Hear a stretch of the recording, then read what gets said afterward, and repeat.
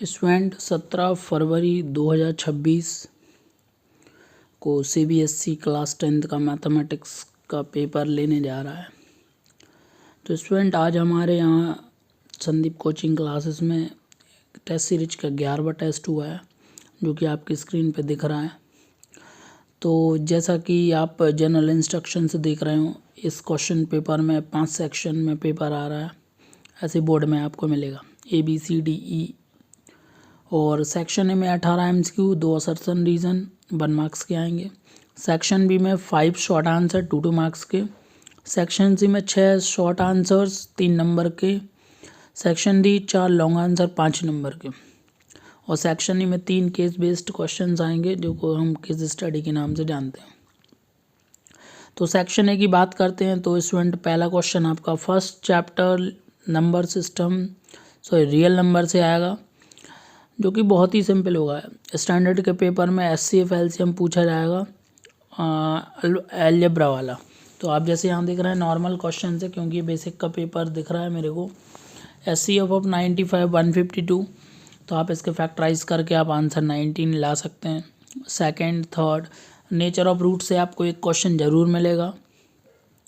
Similar triangle का एक MCQ भी आएगा आपको। सर्कल चैप्टर से एक टेंजेंट का क्वेश्चन सिंपल सा आएगा।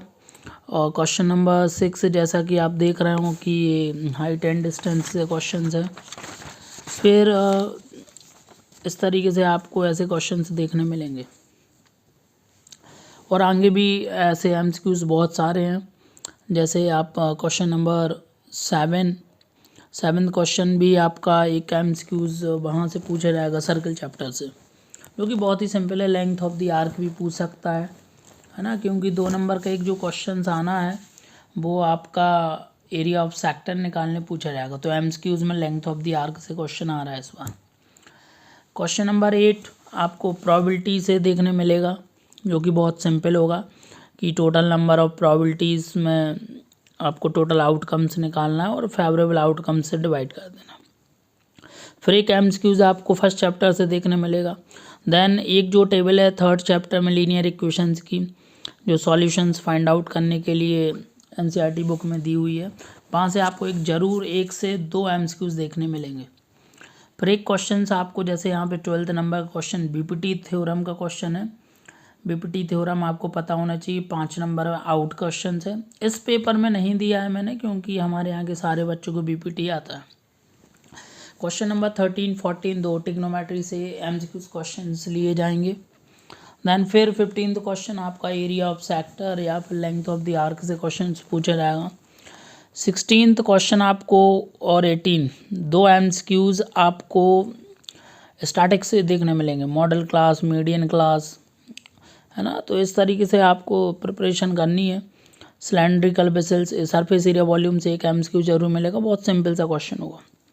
फिर हम सेक्शन बी तक पहुँचते 2 असर्शन रीजन आएंगे। तो आपको असर्शन रीजन एक डिस्टेंस और चैप्टर नंबर फर्स्ट से, तो चैप्टर नंबर फर्स्ट से 6 नंबर की मार्किंग है। सेक्शन बी पे आइए, क्वेश्चन नंबर 21 22 23 24 25 बहुत ही सिंपल तरीके के क्वेश्चंस पूछे जाएंगे इसमें। तो आपको ये 10 मार्क्स और MCQs इतने अगर अच्छे से भी कर लेते हो तो CBSE में पास हो सकते हो। सेक्शन सी में 3 नंबर के 6 क्वेश्चंस मिलेंगे। एक प्रोबेबिलिटी से क्वेश्चन होगा, बहुत ही सिंपल होगा, जैसा कि इस पेपर में दिया है, बहुत ही सिंपल। एक AP का क्वेश्चन दिया है लाइक दिस कि how many terms of AP 9 17 25 must be taken to give us sum of 636। एक क्वेश्चन ये है। और एक आपको अगर ऐसा क्वेश्चन नहीं आता तो किसी AP का एंड से 11 टर्म 7 टर्म्स कोई भी क्वेश्चन ऐसा पूछा जाएगा। क्वेश्चन नंबर 28 आपको ट्रिग्नोमेट्री से क्वेश्चन मिलेगा। आपकी बुक में 8.43 में जो भी चौथे 5वें क्वेश्चन में दिए हैं 10 क्वेश्चन, उनमें से कोई ना कोई एक मिलेगा। देन उसके बाद अगले पेज पे आते हैं हम सेक्शन डी पे। तो सेक्शन डी में एक ट्रेन ट्रैवल वाला क्वेश्चन आपकी बुक में NCERT बुक में है, आपको डायरेक्ट क्वेश्चंस पूछा जाएगा, है ना। और देन उसके बाद एक 5 नंबर का क्वेश्चन आपके सरफेस एरिया वॉल्यूम से पूछा जाने वाला है। और एक क्वेश्चन मिलेगा आपको हाइट एंड डिस्टेंस से 34 नंबर का क्वेश्चन। 35 में एक क्वेश्चन ऐसा आएगा जिसमें मॉड मीडियन मीन तीनों तो नहीं पूछे जाएंगे कि क्वेश्चन में, जबकि आपको मॉड के साथ मीडियन या मीन के साथ मीडियन या मॉड पूछा जाए, कोई भी दो चीज़ें पूछी जा सकती हैं। सेक्शन ई में आपको 3 केस स्टडी मिलेंगी। तीनों केस स्टडी ऐसी आएंगी पहले आपने कभी देखी नहीं होंगी।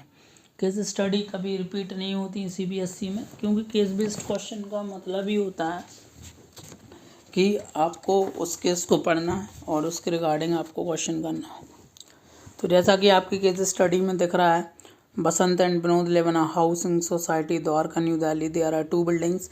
2 बिल्डिंग के क्वेश्चंस हैं। ये आपकी बुक का आई थिंक सो 9.1 का 5th 6th क्वेश्चन है, जिसमें आपको डायग्राम जो दिया है वो सेम डायग्राम इसमें बनाना है। देन उसके बाद आपको नेक्स्ट पेज में देखो क्वेश्चन नंबर 37।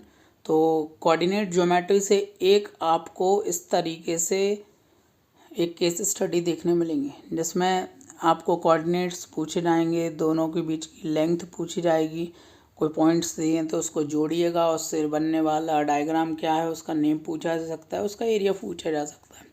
तो केस स्टडी ज़्यादा इजी तो नहीं आती CBSE में, क्योंकि CBSE और MP बोर्ड दोनों में बहुत फ़र्क होता है।